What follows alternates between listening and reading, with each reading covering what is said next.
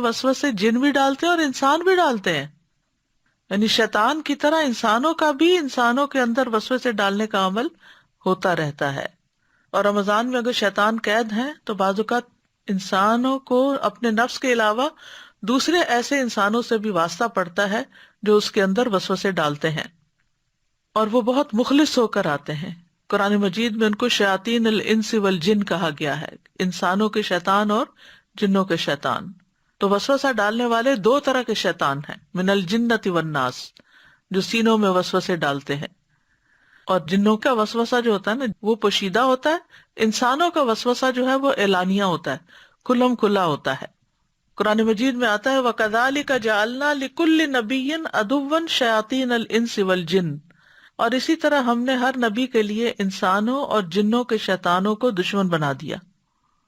یعنی انسانوں اور جنوں کے شیطانوں کو دشمن بنا دیا، کس کا؟ انبیاء کا.